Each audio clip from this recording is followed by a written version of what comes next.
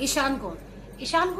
ईशान कोण को आप बहुत साफ रखिए प्लीज, क्योंकि ईशान कोण को आप साफ रखते हैं तो आपके पास क्लियरिटी ऑफ माइंड। जब तक आपकी लाइफ में क्लियरिटी ही नहीं होगी किसी चीज के लिए, कंफ्यूजन्स होंगे, तो आपको भी पता है सुकून कहाँ रह जाता है।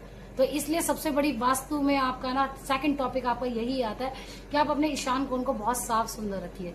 आप उसे साफ सुंदर अगर ईशान कोण को आप रखते हैं तो आपके घर में सबसे जितने भी मेंबर्स रहते हैं उनकी जो क्लियरिटी ऑफ माइंड बहुत क्लियर होता है, न तो वो कंफ्यूजन में ही रहते हैं। जब आपके लाइफ में कंफ्यूजन होगा तो आप भी जानते हैं, जब हर चीज के लिए क्लियर होना बहुत जरूरी होता है। जब है ना क्या नाम है माइंड में कंफ्यूजन होता है तो ना माइंड में के कंफ्यूजन का मतलब है सबसे पहले आपका सुकून जाता है, आप मेंटली डिस्टर्ब होते हैं। इसलिए आप सेकंड चीज वो करिए। और एक हाँ प्लीज आप अपने घर के जो मैंने बहुत लोगों को देखा है वो कूड़ा कबाड़ा इकट्ठा करते रहते हैं कि हाँ भाई हम इसे मतलब जो पुरानी चीजें होती है उन्हें भी इकट्ठा करके रखते हैं। क्यों इकट्ठा कर रहे हैं आप?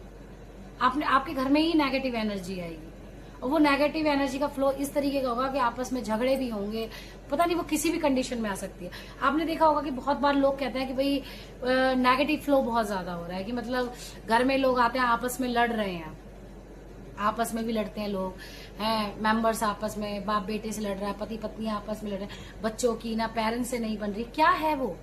आप अगर क्लियरेंस से मेरी चीजों को ना आप ध्यान से सुनिए और ना ध्यान से अपने आसपास देखो।